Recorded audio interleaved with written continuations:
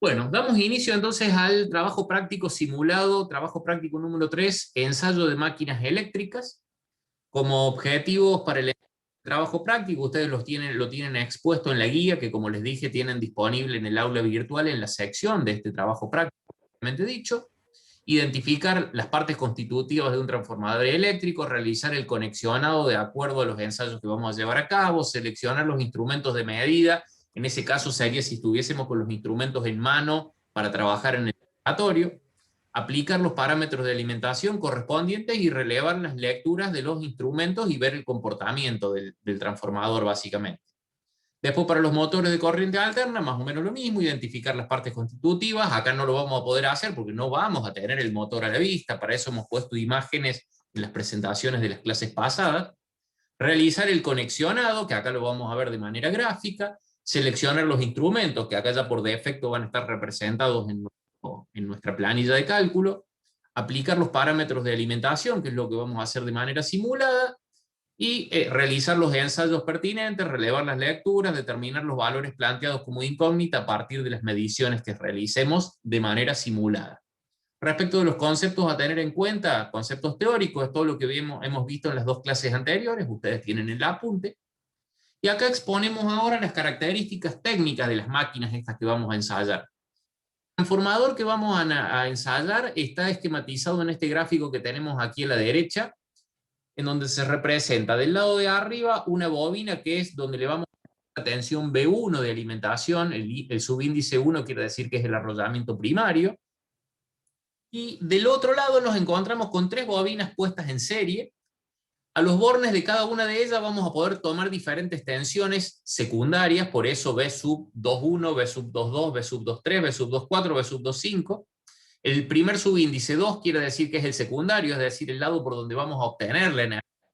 El primario es el lado o el bobinado por el cual le inyectamos la energía, que es el que vamos a conectar a la red en este caso. Y después el segundo subíndice tiene que ver con el orden correlativo en que vamos a ir tomando las diferentes mediciones de cada una de las tensiones en cada una de las bobinas, valga la redundancia. De hecho, vemos que son tres bobinas puestas en serie, una va a tener su medición de tensión, pero después tenemos una medición de tensión B sub 2.4 que toma en cuenta la medición de dos de las bobinas en forma conjunta, y la B sub 2.5 toma en cuenta la medición de las tres bobinas puestas en serie. ¿Qué quiere decir esto?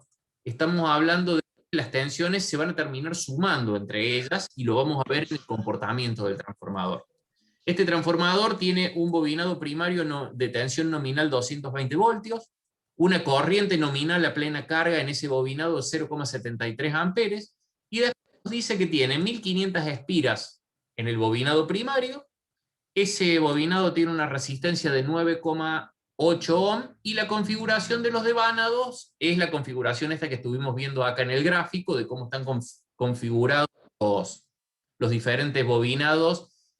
El primario que va a tener 1500 espiras y ya vamos a ver cuántas espiras va a tener cada uno de los tres bobinados secundarios en función de esos que están puestos en serie, en función del nivel de tensión que midamos cuando lo ensayemos.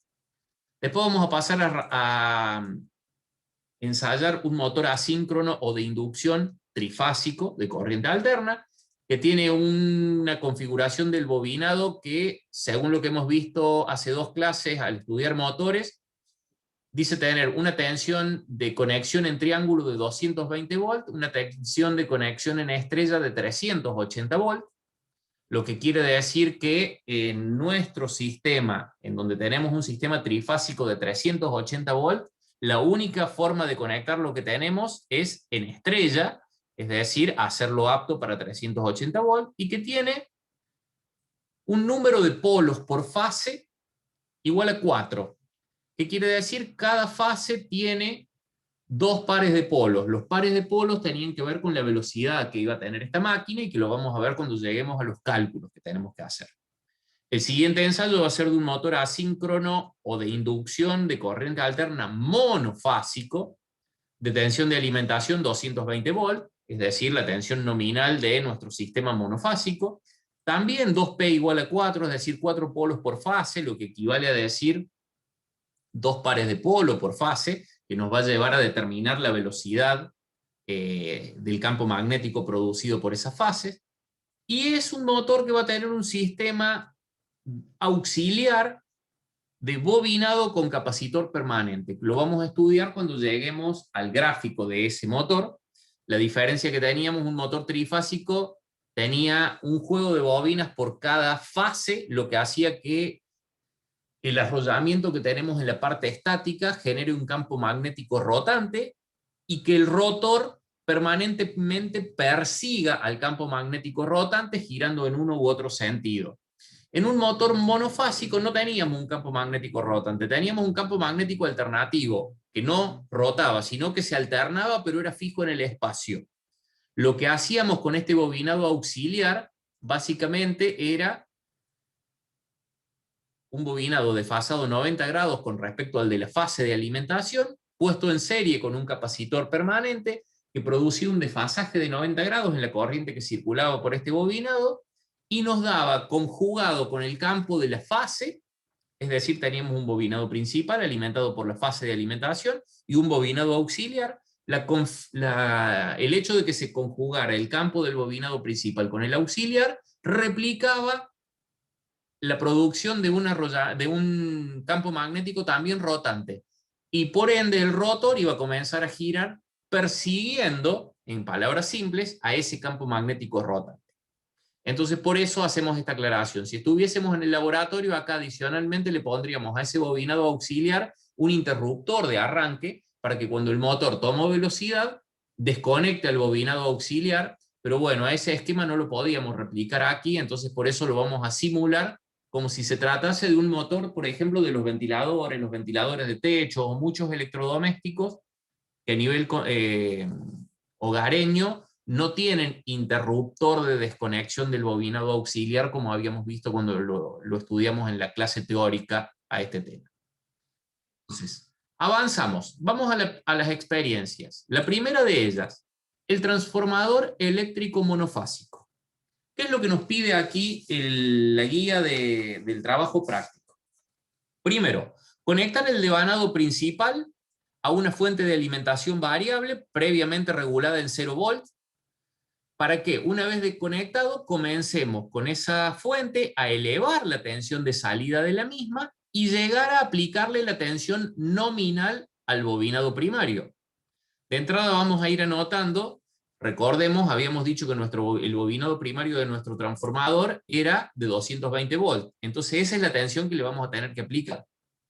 Y vamos a ir registrando en la columna de tensiones, correspondiente a los datos medidos, todas las tensiones que registremos en los diferentes conexionados del bobinado secundario que vamos a ensayar. ¿Me vienen siguiendo hasta el momento? ¿No hay problemas con el audio, con la imagen, con nada? Porque ahora sí ya arrancamos con las mediciones.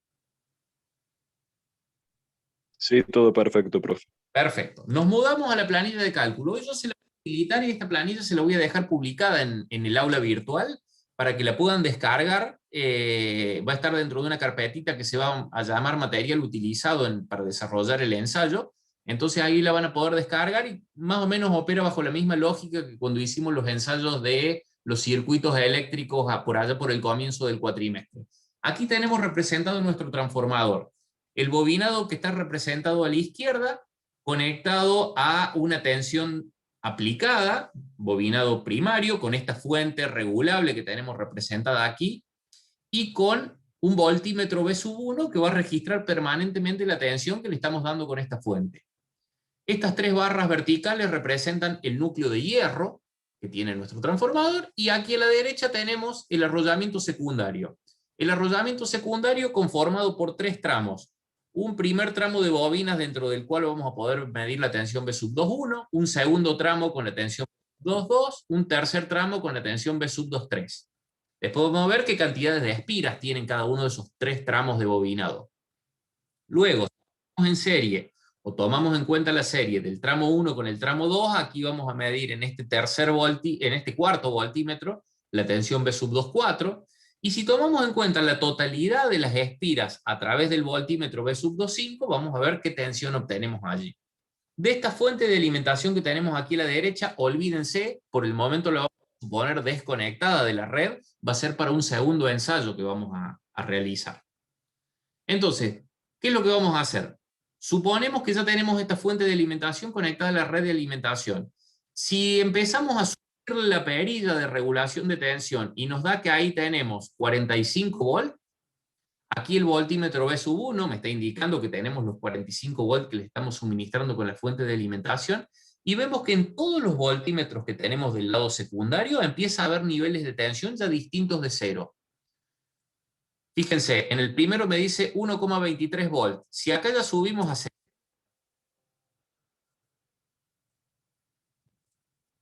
sube a 1,64. Si subimos a 110, el primero sube a 3.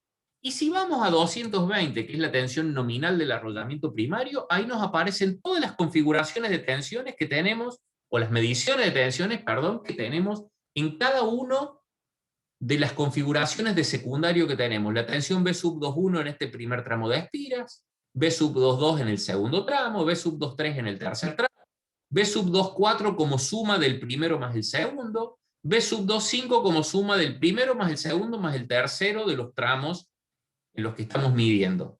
¿Y qué vemos? Dice 6 volt para V2.1, 2 volt para V2.2, 4 volt para V2.3, 8 volt para V2.4, 12 volt para V2.5. Si analizamos V2.4 es la suma de V2.1 más V2.2. 6 más 2, 8. Si analizamos V2.5 es V2.1 más V2.2 más V2.3. 12 voltios. 6 más 2 más 4. Es decir, se están cumpliendo las reglas de Kirchhoff de un circuito conformado en serie por 3 bobinados puestos en serie, dentro de los cuales estamos obteniendo fuerza electromotriz inducida. ¿Qué quiere decir esto? A todas estas mediciones las tenemos que traer a nuestra tabla. ¿Y qué teníamos? Que V2.1 eran 6 voltios, que V2.2 eran 2 voltios, que V2.3 eran 4 voltios, que V2.4 eran 8, que eran la suma de 6 más 2, y que V2.5 eran 12, que era 6 más 2 más 4, básicamente. Todas las mediciones de tensión que obtuvimos a partir de haber alimentado con 220 volts el primario de nuestro transformador, y vimos qué pasa en cada una de esas configuraciones de los secundarios. Lo próximo que nos pide el trabajo práctico es, ahora este punto D que tenemos aquí abajo, que calculemos la relación de transformación K que tenemos en cada uno de esos circuitos. Recuerden ustedes, la relación de transformación K que nosotros teníamos, permítanme que habilitemos el lápiz para empezar a representar, K era igual a la relación de cada tensión aplicada sobre cada tensión obtenida en el secundario, que a su vez era igual en relación a las tensiones a la relación de las N1 espiras que teníamos en el primario respecto de las N2 que tenemos en el secundario o en cada uno de los secundarios. ¿Qué quiere decir? Yo aquí a la relación K la puedo calcular rápidamente en cada una de estas celdas como la relación que voy a tener entre la tensión V1 aplicada dividido cada una de las tensiones V2 que obtuve. Entonces voy a sacar de ese modo la relación de transformación para cada uno de los circuitos secundarios que he considerado. Es decir, acá voy a tener 220 dividido 6, 220 dividido 2, 220 dividido 4, 220 dividido 8, 220 dividido 12. ¿Se entiende? ¿Recuerdan el cómo se calculaba esa relación de transformación según lo que vimos el otro día? Sí. Bien, si nosotros hacemos esos cálculos, 220 dividido 6, nos estaría dando 36,66. 220 dividido 2, 110. 220 dividido 4, 55. 220 dividido 8, 27,5. Y 220 dividido 12, 18,33. Ahora, a partir de haber obtenido esas relaciones de transformación como la división o el cociente entre los 220 volts aplicados y cada una de las tensiones secundarias que hemos obtenido, podemos recordar también que la relación esa de transformación no solamente era igual a B sub 1 sobre la respectiva B sub 2 e igual a N1 sobre la respectiva N2, sino que también era cada una de las corrientes I sub 2 dividido la corriente I sub 1. En las corrientes la relación era inversa. Entonces, ¿qué quiere decir? Podemos calcular cuánto valen las N2 espiras de cada uno de nuestros bobinados, que son de nuestros bobinados secundarios, que son las que llevaron a que aplicándole 220 voltios a las 1500 espiras, recién dijimos N1 eran 1500 espiras, nuestro transformador tiene 1500 espiras en el bobinado primario. ¿Qué quiere decir? Conocemos K, conocemos N1, podemos calcular las respectivas N2 espiras de cada secundario. N2 va a ser igual a N1 dividido K. N1 era un dato, entonces ¿qué quiere decir? N2 va a ser 1500 dividido K, y así con cada uno de nuestros arrollamientos. Entonces podríamos decir, para el primero de los secundarios, 1500 dividido 36,66. Para el segundo, 1500 dividido 110. Para el tercero, 1500 dividido 55. Y así sucesivamente con cada uno de los bobinados. De la misma manera, ya que estamos, podemos plantear cómo calcularíamos cada una de las corrientes I sub 2 que iría acá en la siguiente columna. Recordemos que nuestro transformador decía tener una corriente nominal primaria I sub 1 igual a 0,73 amperes. Entonces de ahí podemos decir la corriente I sub 2 va a ser igual a la corriente I sub 1 por el respectivo K.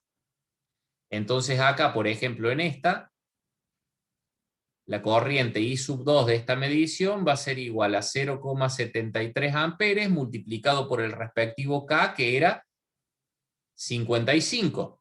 Entonces, de ese modo vamos a ir calculando en cada celda la corriente I sub de 0,73 amperes multiplicado para el primero de los arrollamientos secundarios por 36,66, para el segundo por 110, para el tercero por 55, y así sucesivamente.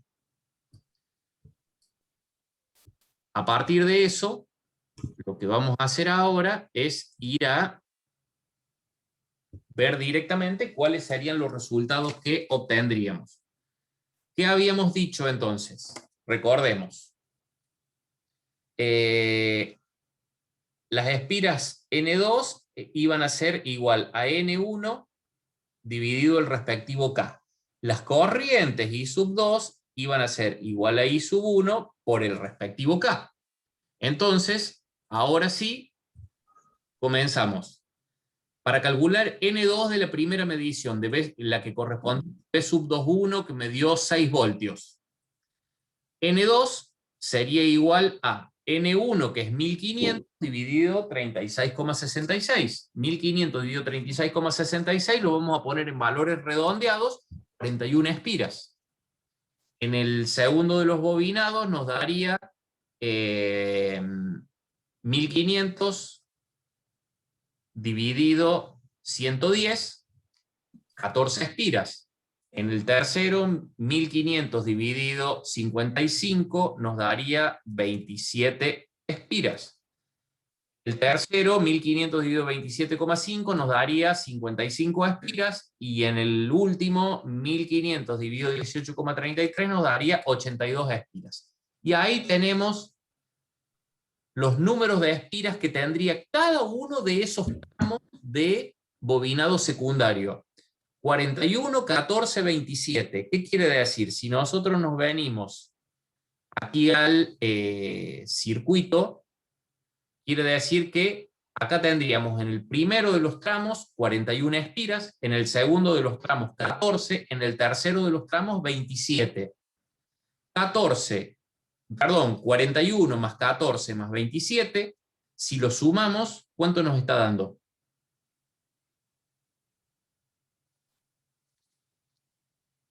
82. 82 espiras. ¿Cuánto nos dio para la medición B sub 2,5 el número de espiras totales correspondientes a los 12 voltios que habíamos medido? Volvemos a la guía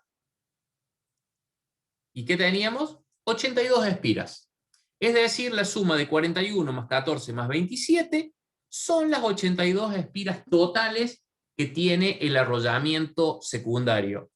Después, la tensión B sub 2,4 era como tensiones la suma de B sub 2,1 más B sub 2,2.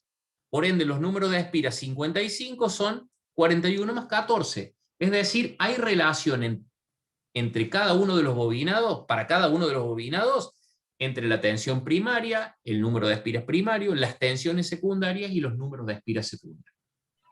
Ahora, si vamos a calcular las corrientes, cada corriente secundaria podrá ser igual a la corriente primaria multiplicada por la relación de transformación. Es decir, recordemos, habíamos dicho que la corriente I sub 2 eran, I sub 1 eran 0,73 amperes. Es decir, I sub 1, 0,73 amperes. Esos 0,73 amperes multiplicado por cada una de las constantes o las relaciones de transformación nos va a dar acá cada una de las corrientes que vamos a tener circulando si el transformador estuviese en carga. Entonces, 0,73 por 36,66, y ahí empezamos a hacer los cálculos, 26,76 amperes. 0,73 por 110, 80,3 amperes. 0,73 por 55, que es la próxima relación de transformación, 40,15. 0,73 por 27,5, 20,07. Y 0,73 por 18,33, 13,38. Ahí tendríamos las corrientes que podríamos tener circulando cuando cada uno de esos bobinados esté a plena carga, de esos bobinados secundarios, básicamente. ¿Alguna pregunta respecto de este procedimiento que hemos llevado a cabo hasta el momento? No, profe. Perfecto. Me van a hacer creer que me están entendiendo. Bien, y la próxima parte que vamos a hacer ahora, es decir, si seguimos acá la guía, ¿qué nos está diciendo? A partir de las relaciones de transformación, calcular los números de espiras, a partir de cada uno de los secundarios, a partir de la relación de transformación, calcular las intensidades de cada uno de los secundarios. Ahora me pide que calculemos la potencia del transformador. La potencia del transformador que habíamos visto los otros días. Podríamos decir que la potencia P sub 1 de alimentación era aproximadamente igual a la potencia P sub 2 de cualquiera de sus secundarios. ¿Y cómo se calculaban? La potencia primaria podía ser B sub 1 por I sub 1, y la potencia secundaria se calculaba como la tensión secundaria de un bobinado por la corriente de ese mismo bobinado. Entonces podemos usar cualquiera de los ensayos que hemos hecho, de las mediciones que hemos tomado, para hacer este cálculo. Si volvemos un poco para atrás, ¿cómo lo podemos calcular? Como los 220 voltios primaria por los 0,73 amperes. A ver, lo anotamos acá para que nos quede cuando vamos a la próxima. P sub 1 podría calcularse como 220 por 0,73.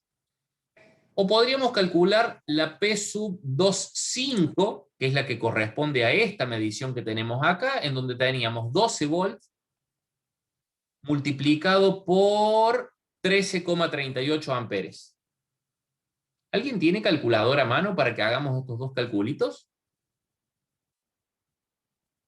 220 por 0,73 y 12 por 13,38.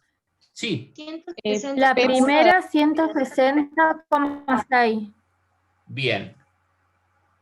¿Y la segunda? 220 por 0,73, 160,6. Bien. ¿Y el otro? ¿Y la otra 12 por 13,38?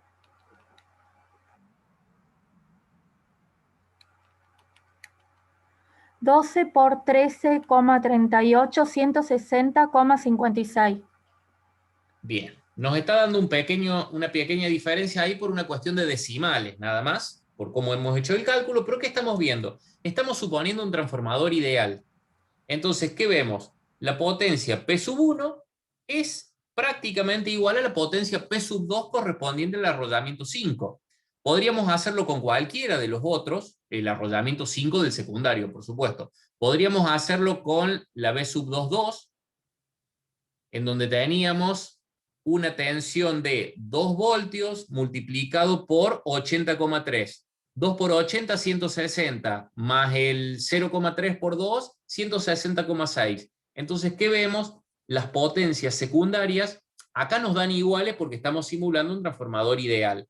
En la realidad, P sub 2.5 debería ser menor que P sub 1, pero levemente menor, porque es simplemente en función de la diferencia que provocan las pérdidas.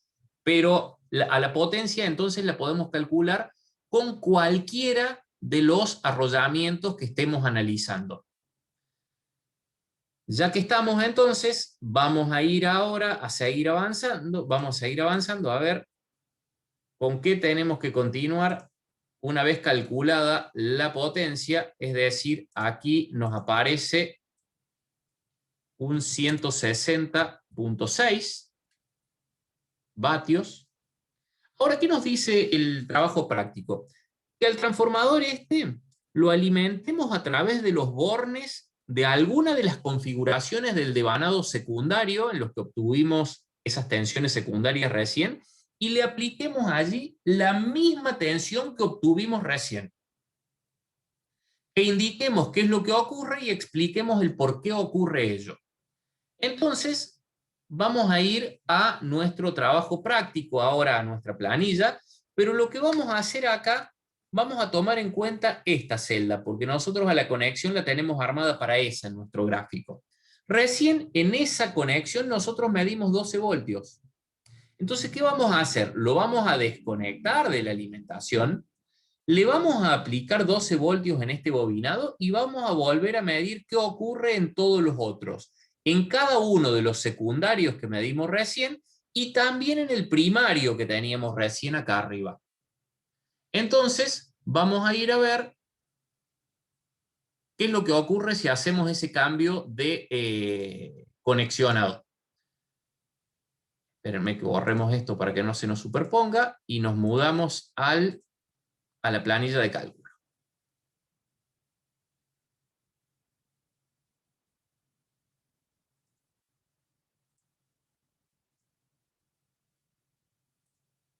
¿Qué es lo que vamos a hacer? Acá tenemos preparado, desconectamos los 220 volts de la alimentación, dejamos el transformador desconectado.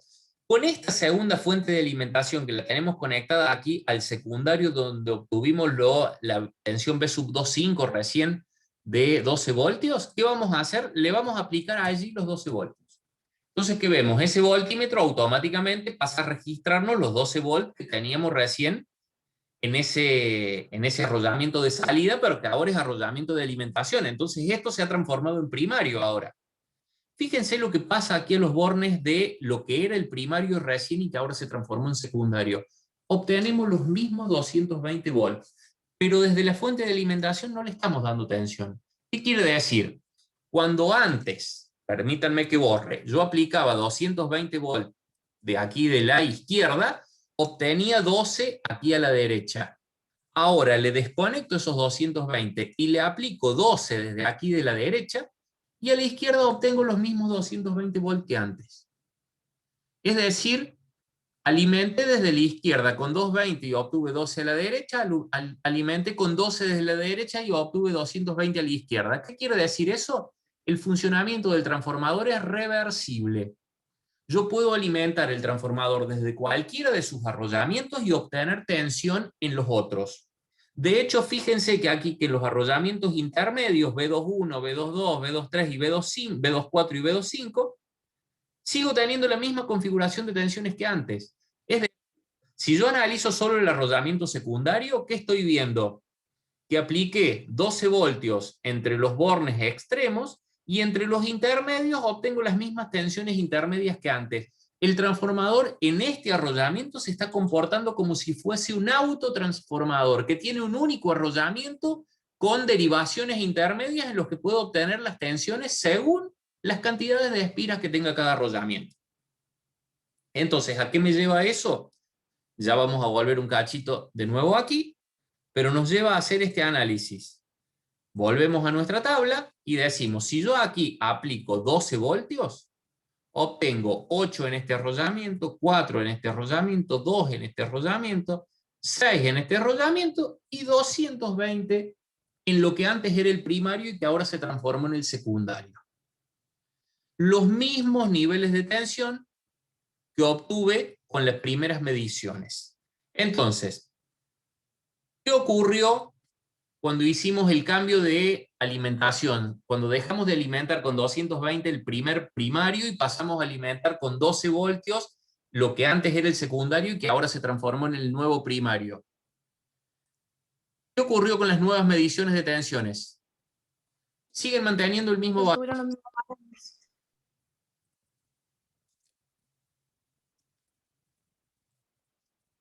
Siguen en el mismo valor que antes. ¿Por qué ocurre ello?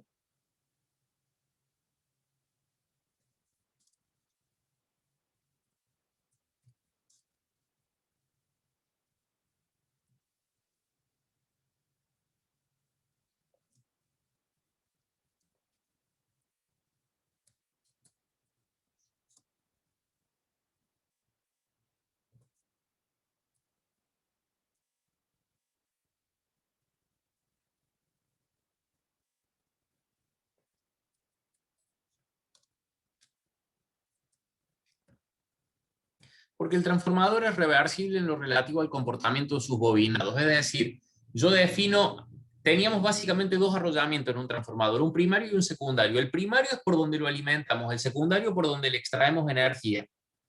Si yo lo hago que un arrollamiento sea el primario, porque ese es el que conecto a la red, obtengo energía desde el otro. Si desconecto eso y lo alimento desde lo que antes era el secundario y ahora lo transformo en primario porque es la nueva alimentación, en lo que antes era el primario sigo teniendo lo mismo, siempre que mantenga las relaciones de tensión. Ahora bien, ¿qué tenemos que ver? El comportamiento dinámico de esos niveles de tensión. Y para eso volvemos a nuestra planilla de cálculo y hacemos unas simulaciones más.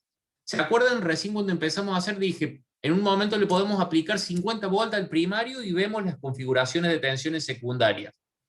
Por ejemplo, acá abajo 1,36. Si en lugar de 50 le pongo 100 volts, 2,73. Se multiplicó por 2 esa misma salida que me di recién. Si ahora le pongo 200, 5,45, es decir, la tensión secundaria va creciendo en forma proporcional a la tensión primaria. Le puse 220 y obtuvimos las mismas mediciones de recién. Ahora, si en lugar de esos 220 aplicamos 12 volts nuevamente desde el secundario, vuelve a replicarse la misma escena, 220 en el primario y en cada uno de los secundarios que teníamos recién vuelven a aparecer las mismas tensiones. Ahora, cuidado, que cuando yo hago esto, tengo que evitar conectar los niveles de tensión equivocados. A ver, un transformador que era apto para alimentarlo con 220 voltios en este primario de la izquierda me daba 12 volts en el secundario de la derecha. ¿Qué pasa si yo por error, aquí del lado de 12 volts, le conecto los 220 que antes le conectaba al primario? ¿Qué se imaginan que va a ocurrir?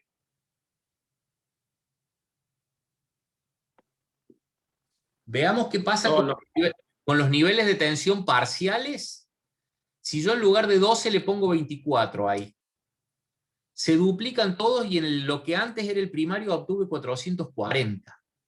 ¿Y qué pasa si por error este transformador que estaba preparado para reducir de 220 a 12, a los 220 se los pongo del lado de 12? Fíjense, tengo 220 volts totales en el arrollamiento que antes era el secundario y fíjense lo que pasa del lado que antes era el primario.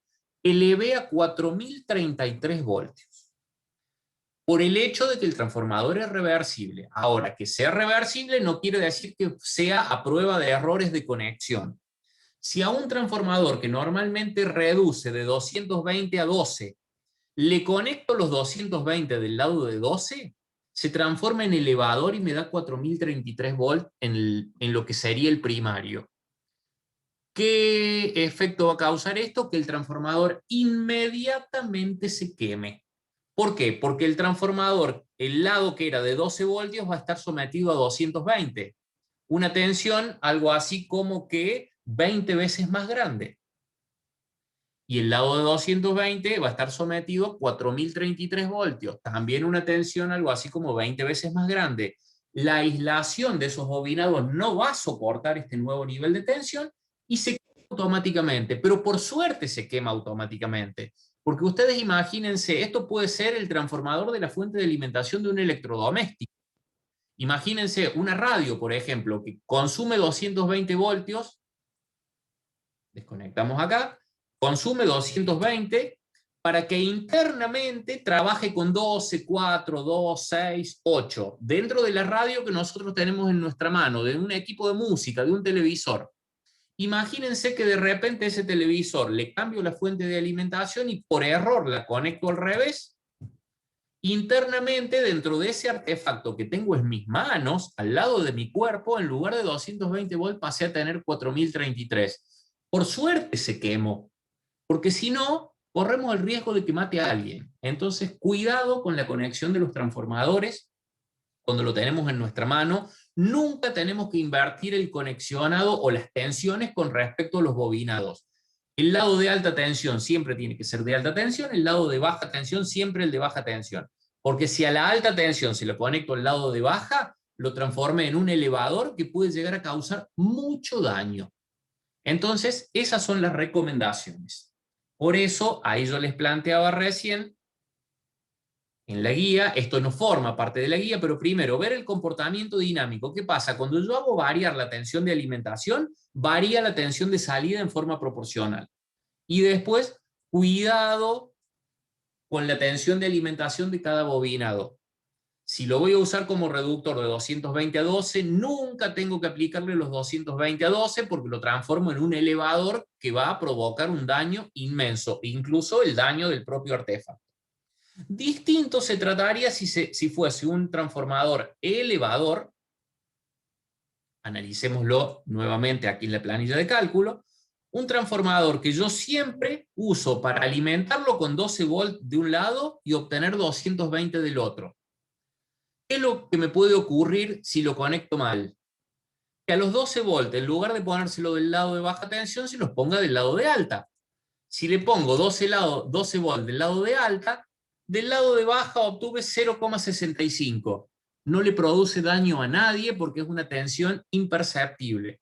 El problema se trata cuando es un transformador reductor que no lo convierte en elevador. Ahora, si es un transformador que normalmente es elevador, porque yo la tensión que tengo es de 12 voltios, los 12 volts que puedo obtener de un inversor de una de paneles solares, que me da 12 volts. Si a esos 12 voltios los aplico a este transformador para obtener 220, no corro ningún riesgo si a los 12 lo aplico desde el lado de 220, porque me lo va a reducir a una tensión imperceptible. Entonces, superado el problema y se acabó la discusión en ese sentido. ¿Alguna duda respecto de esto, chicos?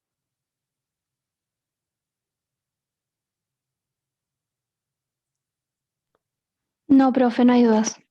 Nos mudamos entonces a nuestro motor trifásico. Ya que estamos, lo repasamos aquí en este esquema que estamos planteando. ¿Qué tenemos en el motor trifásico? El rotor de jaula de ardilla que habíamos estudiado los otros días, que era un rotor cilíndrico en el cual teníamos barras que lo penetraban axialmente, puestas en cortocircuito por ambos extremos. Un conjunto de 3 bobinados desfasados 120 grados en el espacio alrededor de ese rotor, en lo que era la corona de chapas estatórica. Y este bobinado, por el hecho de que cada bobina es apta para 220 volts, pero en nuestro sistema trifásico de alimentación de fases ABC nosotros tenemos 380 volts, nos lleva a que si tuviésemos un sistema trifásico de 220 volts, lo deberíamos conectar en triángulo. Como nuestro sistema es de 380 volts, lo tenemos que conectar en estrella, que es esta conexión que hemos hecho acá. Los extremos centrales de cada una de las 3 bobinas interconectados entre ellos, y lo vamos a usar para medir lo que sería la tensión de fase. ¿Quién es la tensión de fase? La tensión de una sola de esas bobinas. Y después, cada una de las fases. La fase A, la fase B y la fase C conectados a la red de alimentación, y con este voltímetro V sub L vamos a medir la tensión entre dos de las fases. Esa tensión se llamaba tensión de línea. Sobre una de las fases también montamos un amperímetro para ver qué corriente consume esa fase. Bueno, la cuestión es que las tres fases siempre van a consumir la misma corriente si el motor está bien diseñado. ¿Por qué? Porque las tres fases deberían tener la misma impedancia, las tres fases están conectadas a la misma tensión de alimentación, entonces tendríamos los mismos valores. ¿Qué otro dato debemos tener en cuenta aquí? Motor trifásico, por eso número de fases 3. Tensión nominal triángulo barra estrella 220/380, entonces si nuestro sistema es de 380 sí o sí debemos conectarlo en estrella. Número de polos por fase, 4 polos, es decir, 2 pares, para cuando calculemos la velocidad de rotación del campo producido por estas tres fases una vez que lo alimentemos, y frecuencia de 50 Hz, porque va a intervenir también en el cálculo de la velocidad la frecuencia. Vamos entonces ahora a nuestra guía para ver qué nos está proponiendo cuando nos mudamos ya al motor asíncrono de corriente alterna trifásica. De acuerdo, lo que nos plantea, de acuerdo a la tensión nominal de los devanados de cada fase del motor, que cada fase era de 220 voltios y nuestro sistema es de 380, indicar cuál es la configuración que se debe adoptar en el conexionado de los mismos para que puedan alimentarse con 380 voltios. La conexión que tenemos que adoptar es estrella.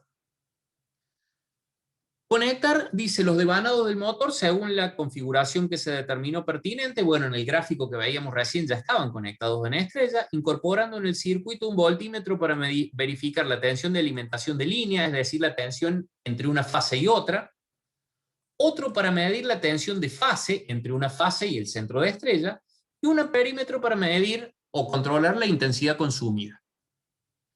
De ahí en más nos dice, verificar el conexionado e indicar cuántos cables de alimentación posee este motor desde la red. Si nos mudamos de nuevo a la planilla de cálculo, ¿qué veíamos? Luego de haber hecho la conexión del centro de estrella aquí, ¿cuántos cables de alimentación tiene este motor?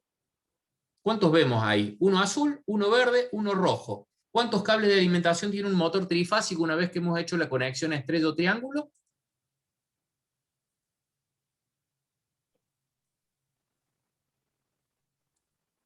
3. 3 cables de alimentación tenemos. Un cable que va a llegar al motor desde una de las fases del sistema trifásico. Lo otro que nos pide aquí es que calculemos la velocidad del campo magnético rotante. Recordemos, la velocidad del campo magnético rotante era el producido por las corrientes trifásicas en las tres fases de nuestro motor, se calculaba como N1 igual a 60 por la frecuencia dividido el número de pares de polos. 60 es una constante, la frecuencia de alimentación 50 Hz, dividido el número de pares de polos por fase, que era igual a 2, porque habíamos dicho que este motor tenía 4 polos por fase. ¿Cuánto nos da 60 por 50 dividido 2? 1500. Es decir, 1500 revoluciones por minuto son las revoluciones a las cuales va a girar el campo magnético que va a producir el conjunto de estas tres fases conectadas en estrella una vez que las alimente acá con los 380 voltios de nuestro sistema trifásico. Entonces vamos a completar en nuestra guía, que aquí entonces nos ha dado 1500 revoluciones por minuto. Y ahora vamos a ver, ¿qué nos pide la guía? Que acoplemos el motor a la red eléctrica, conectemos la tensión de alimentación y registremos los siguientes parámetros. Tensión de línea, ¿quién es? La tensión entre una fase y otra. Tensión de fase, ¿quién es? La tensión entre una fase y el centro de estrella. Corriente consumida por el motor en esa condición de funcionamiento, sentido de giro del rotor y la velocidad a la que va a estar girando el rotor, recordando que es un motor asíncrono y que por ende para funcionar el rotor gira siempre a una velocidad levemente inferior a la de sincronismo, que ¿quién es la velocidad de sincronismo? Estos 1500 revoluciones por minuto del campo magnético estatórico. Entonces, nos mudamos nuevamente a nuestra planilla. Vamos a borrar esto que hemos representado acá. Y vamos a empezar a completar valores. Acá, ¿cómo opera esto? Yo lo que tengo que definir es manualmente cómo conecto las fases. Entonces, por ejemplo, al borne de arriba le voy a conectar la fase A, al segundo la fase B, al tercero la fase C. Y me aparecen todas las magnitudes. ¿Qué dijimos recién? Teníamos que medir tensión de línea, en este caso, entre la fase B y la fase C, que es la roja. 380,19 volts. Tensión de fase, que es entre el centro de estrella y, por ejemplo, en este caso, la fase A, 219,5 volts. Me está marcando acá este esquema que estoy teniendo sentido de giro del rotor en sentido antihorario y que esa velocidad del rotor es de 1445 revoluciones por minuto. Todos datos que yo podría haber obtenido de instrumentos conectados a un motor físicamente vinculado a una red eléctrica, con un amperímetro para que me dé el nivel de corriente, con 2 voltímetros para que me dé niveles de tensión, viendo físicamente en qué sentido gira el rotor y midiendo con un tacómetro a qué velocidad estaría girando. Estos son datos que he obtenido en la realidad de un ensayo de un motor y que los hemos simulado acá para que cuando le damos la alimentación de la fase A, la fase B y la fase C, nos aparezcan gráficamente estos números. Entonces, nos vamos a la guía y comenzamos a completar esos valores. ¿Cuánto era la tensión de línea que habíamos dicho recién? ¿Alguien me lo recuerda? Creo que era 380,19. Tensión de fase eran 219,5. Intensidad consumida por la fase 12,53 amperes. Sentido de giro, ¿qué sentido teníamos? Antihorario.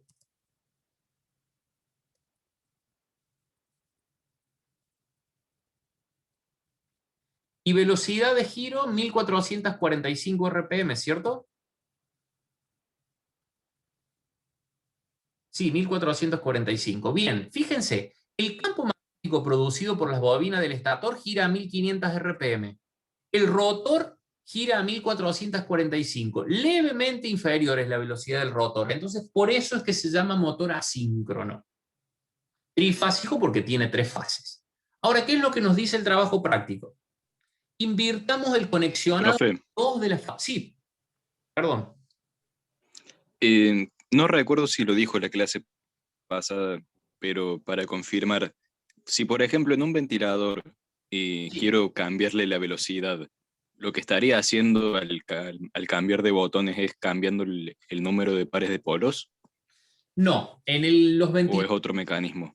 lo que uno cambia con el regulador de velocidad, si es un ventilador de techo con lo que tenés en la pared puesto en la misma caja de los interruptores, es cambiarle el nivel de tensión de alimentación. ¿Por qué? Porque una de las formas de cambiar la velocidad de un motor es variándole la tensión de alimentación. El tema es que eso se hace en motorcitos de muy pequeña potencia. En motores de potencias más grandes, como este que estamos ensayando acá, que consume 12,53 amperes, es impensable hacerlo de ese modo, y hoy por hoy se usan reguladores de velocidad electrónicos que le cambian la frecuencia y el nivel de tensión en simultáneo para adaptarse mejor a las necesidades.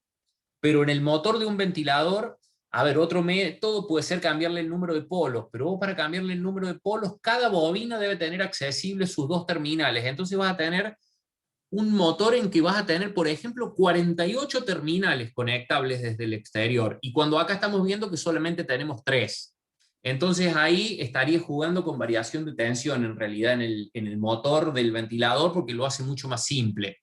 Pero no es lo que se aplica al caso de motores de mayor potencia. En mayor potencia se usan reguladores de velocidad electrónicos hoy por hoy.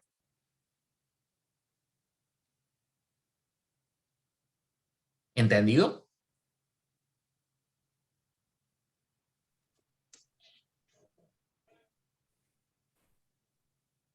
Bien. Seguimos entonces. El próximo paso de la guía nos dice, Invirtamos el conexionado de dos de las fases de alimentación. Es decir, si nos vamos a nuestra planilla y después nos dice indicar qué ocurrió y por qué ocurrió ello. Vamos a nuestra planilla, nuevamente. ¿Qué pasa si yo invierto acá dos de las tres fases? ¿Se acuerdan qué hacíamos si cambiábamos el conexionado de dos de las tres fases de un motor trifásico? Cambia el sentido. Debería cambiar el sentido. Y bueno, acá sí, gráficamente va a aparecer eso. Si pongo B arriba y pongo A en segundo término, automáticamente me siguen apareciendo los mismos niveles de tensión, la misma corriente, pero cambio el sentido a horario. Es decir, si yo tenía A, B, C, era antihorario. Si ponía C, A, B, seguía siendo antihorario. Si ponía B, C, A, seguía siendo antihorario. ¿Por qué? Porque si leo desde arriba hacia abajo tengo la misma secuencia siempre ABC, ABC, ABC. Pero si de repente cambio acá la C por la B y leo desde arriba tengo CBA y me da sentido horario. ¿Qué quiere decir eso? Nosotros siempre para cambiar el sentido de giro tenemos que cambiar dos de las tres fases. De ese modo se mantienen todas las magnitudes en las mismas condiciones que antes, lo único que cambió es el sentido de giro. Entonces, si volvemos a nuestra planilla de cálculo, invertimos. ¿Qué ocurrió? Ahora tenemos giro en sentido horario. ¿Por qué ocurre ello? Porque al cambiar la secuencia de las fases,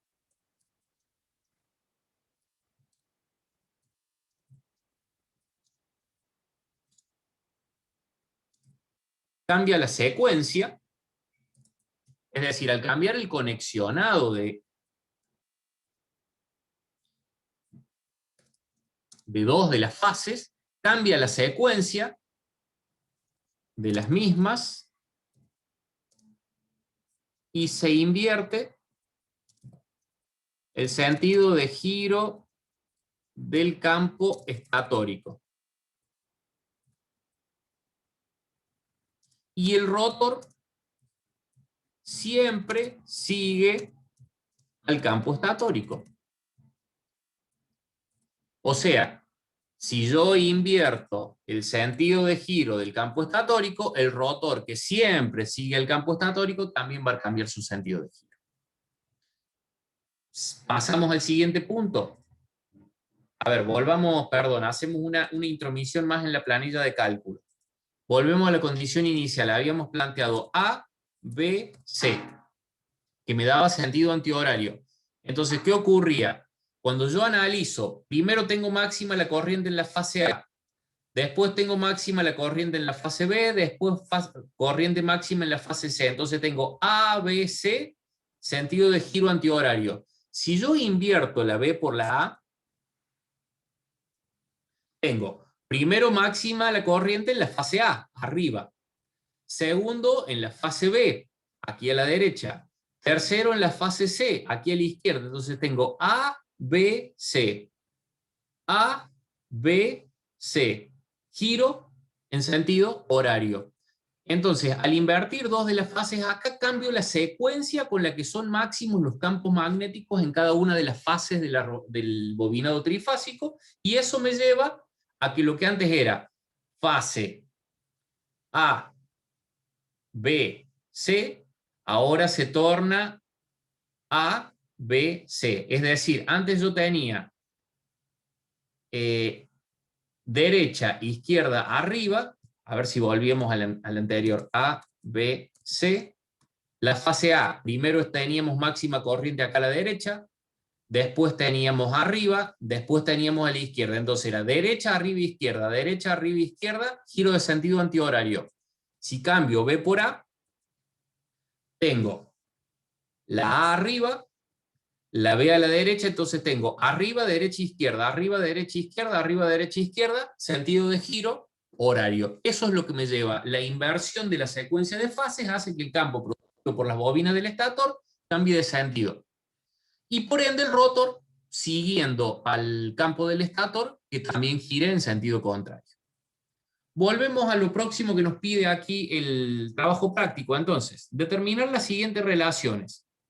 Tensión de línea dividido tensión de fase. 380,19 dividido 219,50. No sé si alguien tiene calculadora a mano.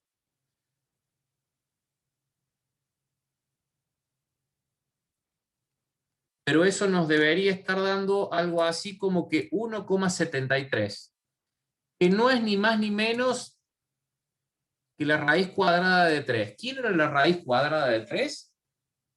La relación que teníamos entre las tensiones monofásicas y trifásicas. Si vamos, ahora nos pide que calculemos el deslizamiento porcentual. ¿Qué era el deslizamiento porcentual? El deslizamiento porcentual se identificaba con la letra S y era igual a N1 menos N, perdón, volvemos a plantearlo, el deslizamiento N1 menos N dividido N1 por 100. ¿Quién era N1? La velocidad del campo magnético rotante, que lo habíamos, el campo magnético producido por el estator, que recién lo habíamos determinado, eran 1500 RPM. Menos N, que es la velocidad física real del rotor. ¿Cuánto nos ha dado? 1445 revoluciones por minuto. Dividido 1500 por 100. Si hacemos ese cálculo, no sé si alguien tiene la calculadora a mano, pero aquí nos va a dar el deslizamiento porcentual que corresponde a esa condición de funcionamiento.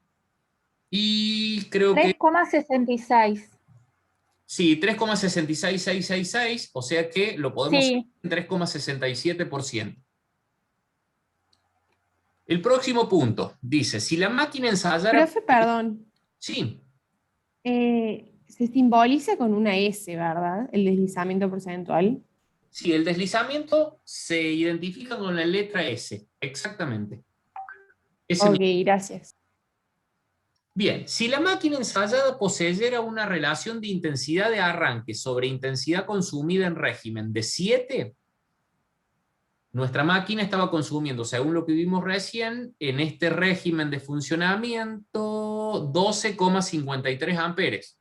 ¿Qué hemos dicho? Estas máquinas tienen normalmente 7 veces la corriente nominal cuando la conectamos a la red. Entonces, si yo multiplicara 12,53 por 7, ¿cuánto me daría para cargar acá el valor de la corriente de arranque? 12,53 por 7. 87,71. 87,71 amperes consumiría en el instante en que yo a la máquina la conecto a la red. ¿Por qué se da esta relación de 7 veces la corriente nominal? Porque recordemos esto, si volvemos a la planilla que habíamos usado para hacer los cálculos, yo en el momento que conecto las fases ABC, automáticamente paso a tener un campo magnético que gira de inmediato, de manera instantánea, a 1500 revoluciones por minuto. Pero el rotor, que es de hierro, tiene una cierta inercia y le lleva tiempo a arrancar. Y la corriente que el motor consume tiene que ver con la velocidad relativa, es decir, es proporcional a la velocidad relativa que exista entre el campo del estator y el rotor. Entonces, cuando yo a la máquina la conecto a la red, el campo automáticamente comienza a girar a 1500 revoluciones por minuto, pero el rotor está quieto, está a 0 revoluciones por minuto. Por ende, tengo una velocidad relativa que es total e igual a 1500 RPM. Entonces tengo la máxima corriente de arranque. En el momento en que el rotor comienza a girar, se empieza a aproximar a la velocidad de sincronismo. Entonces, mientras más cerca esté de la velocidad de sincronismo, más pequeña es la diferencia de velocidades. Primero era 1500 menos 0, después 1500 menos 100, menos 200, menos 300, menos 1445. Cuando llegó a 1500 menos 1445, llegó a velocidad de régimen y tengo la mínima velocidad relativa que me lleva a que haya una inducción de corrientes en el rotor que hagan que la máquina consuma 12,53 amperes. Pero en el mientras tanto, para llegar de velocidad rotórica igual a 0 a velocidad nominal a 1445 RPM, transcurrieron unos instantes. Durante esos instantes la corriente comenzó siendo 7 veces la nominal y luego se redujo hasta la nominal igual a 12,53. Entonces, respondiendo a la pregunta que nos hacía la guía del trabajo práctico, dice, ¿por qué se da tal relación? Acá no me voy a poner a escribirlo para no gastar tanto tiempo, total les queda grabado y ustedes en el contenido teórico de la materia lo tienen. ¿Por qué se da tal relación? Porque cuando yo conecto la máquina a la red, el campo estatórico comienza inmediatamente a girar a velocidad de sincronismo, el rotor todavía está detenido, por ende el deslizamiento es igual al 100%, y esa velocidad relativa hace que circule esta corriente de 87,71 amperes. Ahora, en la medida que el rotor toma velocidad y llega al deslizamiento nominal, y por ende la relación de velocidades entre el campo estatórico 1500 RPM y el rotor 1445 llegó a su mínima expresión, la corriente se estabiliza en los 12,53 amperes. ¿Qué inconvenientes acarrea esta situación? Y una cuestión muy simple. Nosotros cuando hemos calculado instalaciones eléctricas habíamos diseñado el cable de alimentación de cualquier carga en función de la corriente nominal de esa carga. Entonces yo el cable que alimentaría este motor lo diseñaría para 12,53 amperes. Un cable de 12,53 amperes cuando tenga que soportar 87, 7 veces la nominal, estaría casi en una condición equivalente a un cortocircuito. Entonces tengo que calibrar adecuadamente las protecciones para que la protección de ese cable no lea estos 87 amperes como un cortocircuito y me desconecte el motor por suponer que es una falla. ¿Por qué? Porque si estos 87 amperes se prolongaran en el tiempo, producirían calentamiento en el cable que llevarían a que necesariamente lo deba desconectar. ¿Para qué? Para que no se queme el cable. El tema es que como es un motor, yo sé que va a durar muy poquito tiempo esa sobrecorriente, entonces tengo que calibrar adecuadamente las protecciones para que, sabiendo que el cable no se va a dañar, porque este motor en milisegundos o en décimas de segundo, cuando mucho, va a haber arrancado, tengo que garantizar que no actúen las protecciones para que dejen que el motor arranque. ¿Por qué? Porque si actúa la protección, se apaga el motor. Si se apaga el motor, no funciona la máquina. Si no funciona la máquina, no me sirve de nada, básicamente. Entonces, ¿por qué se da esta relación? Por el hecho de que cuando el motor arranca, hasta tanto el rotor tome la velocidad nominal, consume altas corrientes por la alta velocidad relativa entre el campo estatórico y el rotor. ¿Qué inconvenientes acarrea esta alta corriente?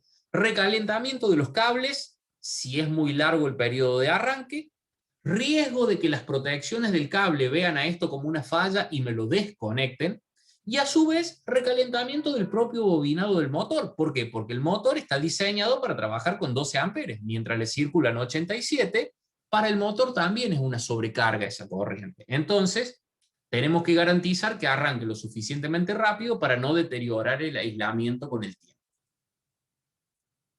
De esa manera quedó explicada la doble respuesta que deben dar aquí en esta consigna final. ¿Alguna pregunta? ¿O seguimos avanzando?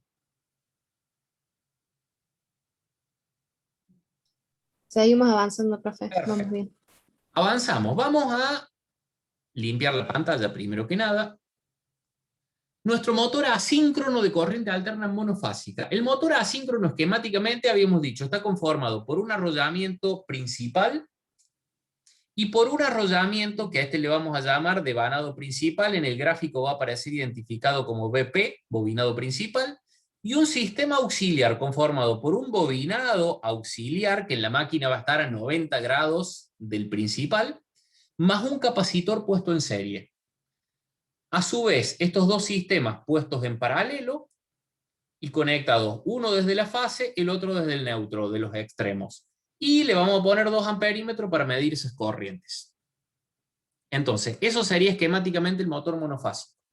Entonces, nos vamos a ir a nuestra planilla de cálculo, donde también tenemos el motor monofásico y vamos, primero, a verificar el conexionado e indicar cuántos cables de alimentación tiene. Vamos a determinar la velocidad del campo magnético estatórico, recordando que se calcula de la misma manera que en el trifásico. N1 igual a 60 por F dividido P, que es entonces 60 por la frecuencia de 50 Hz dividido P, que habíamos dicho esta máquina también tiene 4 polos por fase, es decir, 2 pares de polos, por lo que nos lleva también a 1500 RPM. Y de ahí en adelante vamos a comenzar a hacer el análisis del comportamiento de la máquina. Ya que estamos, vamos a dejar dicho un par más de cosas. Acá ya, si bien lo vamos a ver, ¿cuántos cables de alimentación tiene este motor? Vamos a ver que en realidad el sistema principal está desacoplado del auxiliar. ¿Por qué? Porque si yo llego a necesitar invertir el sentido de giro, tengo que cambiar esa polaridad. Entonces, de la misma manera que nosotros decíamos que el motor trifásico tenía 3 cables de alimentación, vamos a ver que el motor monofásico tiene 4 cables de alimentación. Los 2 del bobinado principal y los 2 del sistema auxiliar, que entre ellos pueden cambiarse las conexiones relativas para invertir el sentido de giro. Cuando hemos visto recién el cálculo de la velocidad de sincronismo o de la velocidad del campo estatórico, que lo acabamos de calcular, también dijimos 1500 RPM porque está alimentado por 50 Hz y tenemos un motor de 4 polos, es decir, 2 pares de polos.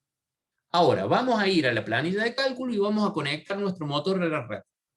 Y vamos a medir tensión de alimentación, intensidad consumida por el bobinado principal, intensidad consumida por el bobinado auxiliar, que es el que está en serie con el capacitor.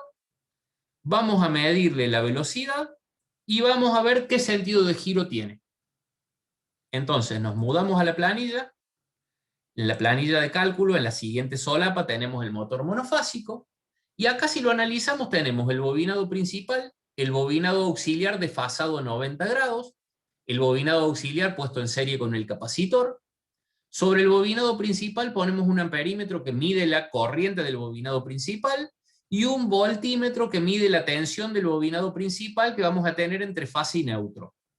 De la misma manera, el sistema auxiliar va a estar conectado a fase y neutro. Vamos a tener un amperímetro para medir corriente de bobinado auxiliar, un voltímetro para medir tensión del bobinado auxiliar, y nuestro rotor que va a girar a una determinada velocidad y en un determinado sentido de giro según como hagamos la conexión.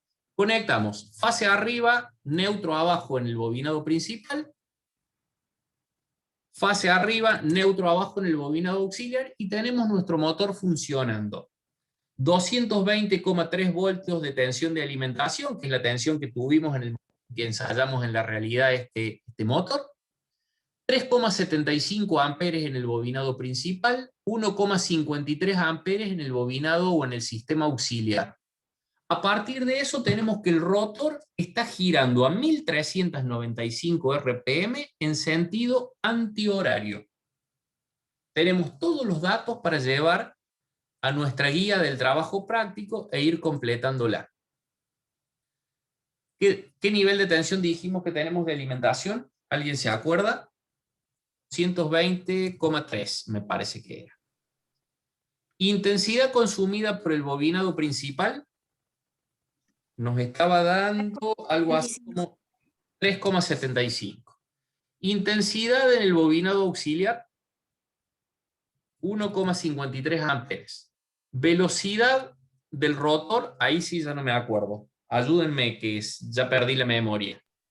1395. 1395 RPM. Sentido de giro, horario me parece que había dado. A ver, lo confirmamos enseguida. Ah, no, antihorario.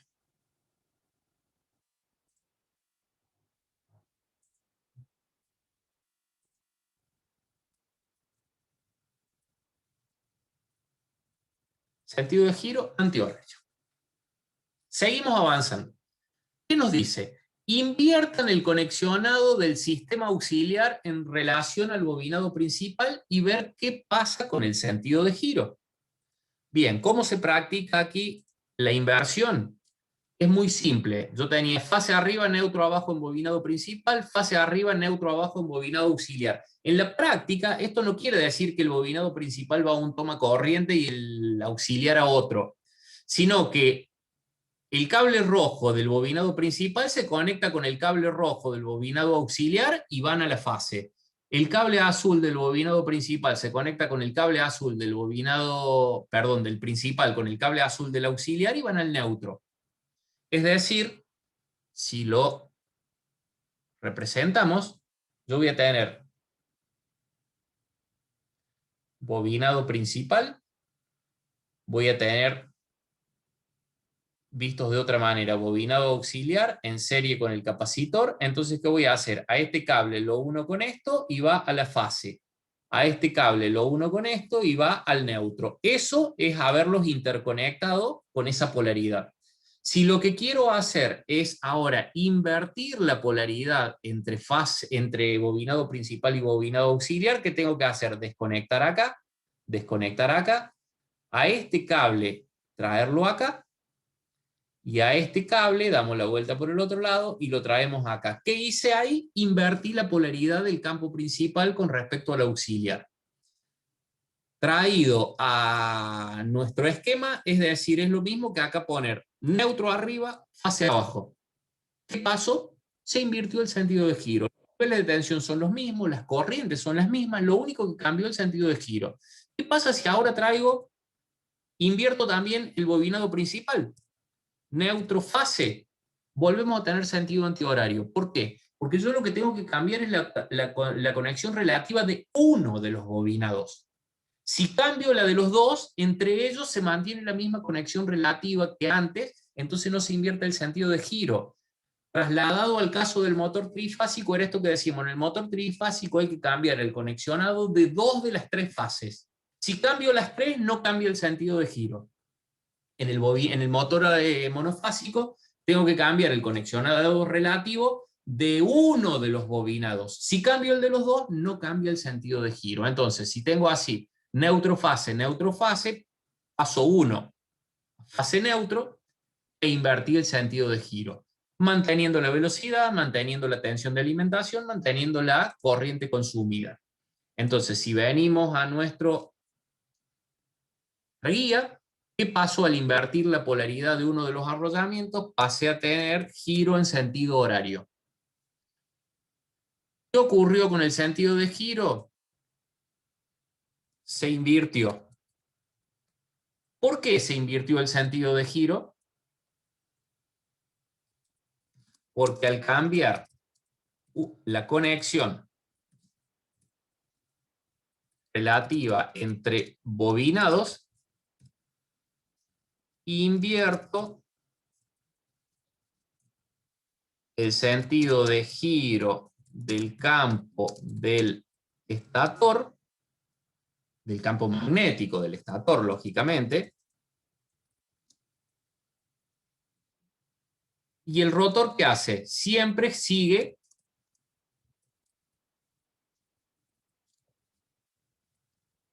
al campo del estator.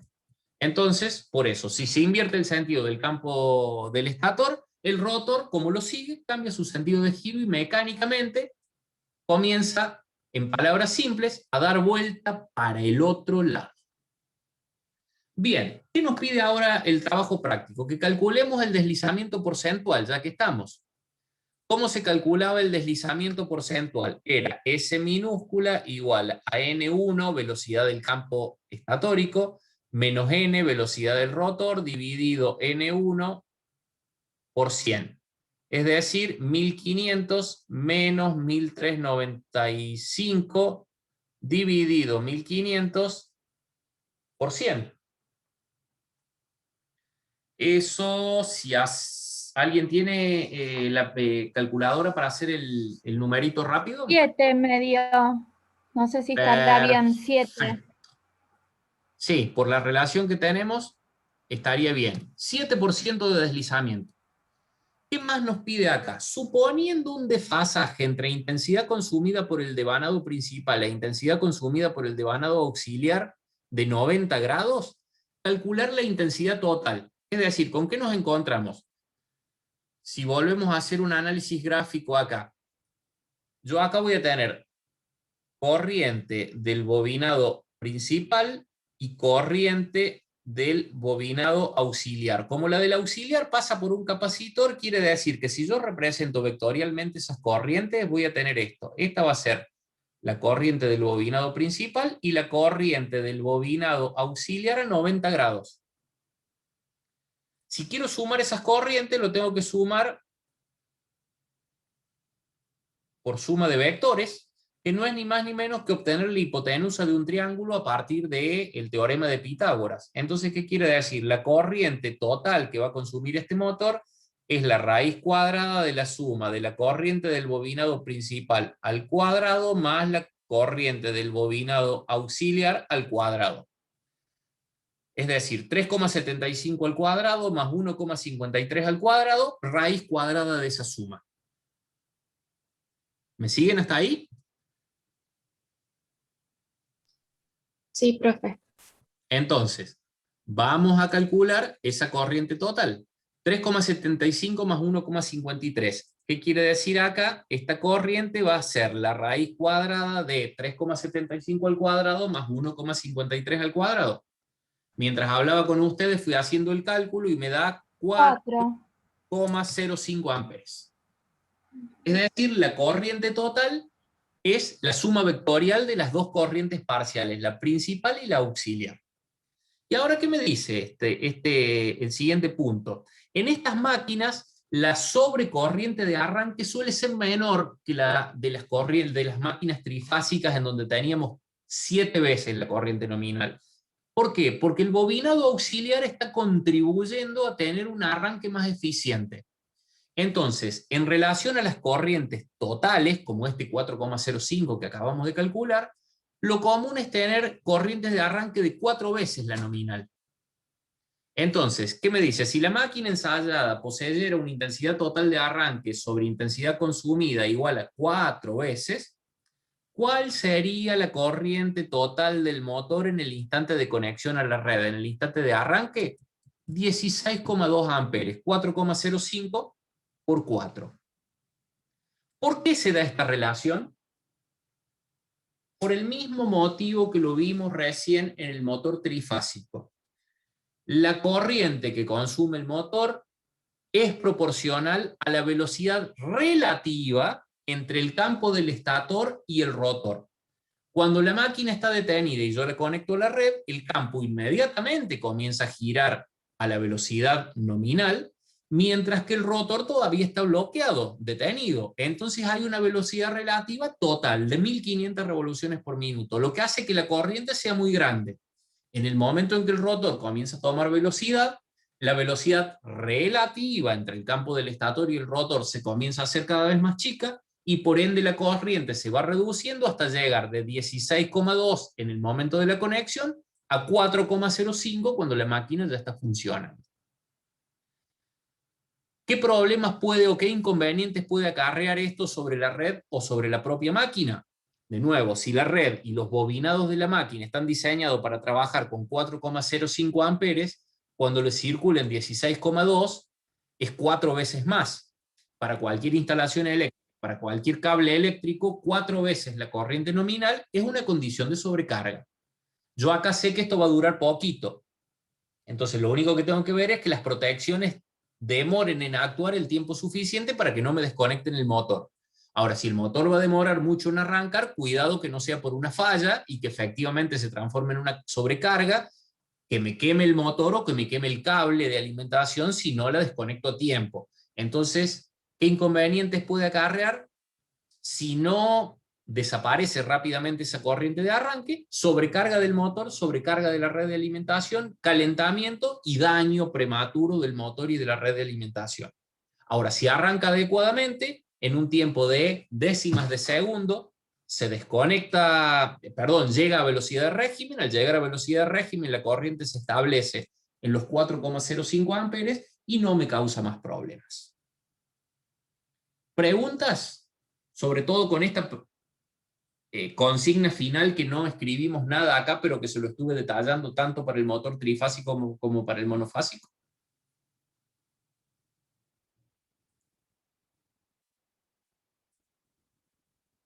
¿Se entendió? Sí, se entendió. Sí se bien, profe. entendió, profe. Hasta allí llega el trabajo práctico. Con eso hemos llegado hasta el final. Conclusión, tienen todo el material ahora en la grabación que les voy subiendo al aula, publicando, digamos, a través del aula virtual para que puedan verlas todas las veces que quieran.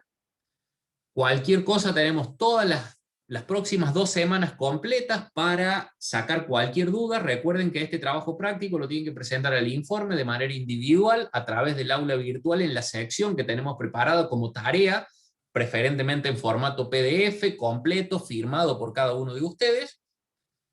Nos estamos conectando a la próxima clase, la semana que viene, para evaluación de seguimiento a las 21:30, pero nos vamos a conectar a esa hora, sacamos cualquier duda que tengan, definimos si nos hace falta una clase de consulta más para el trabajo de la instalación eléctrica. De ahí en adelante ya los dejo trabajando a ustedes en la evaluación y nos encontraríamos en la clase de consulta que definamos después. Así que bueno, los voy despidiendo, nos estamos juntando el próximo jueves a las 21:30, si no me necesitan antes, o salvo que tengan alguna otra pregunta que hacer ahora, les Profe, respondo sin ningún problema. Dígame. ¿cómo le va?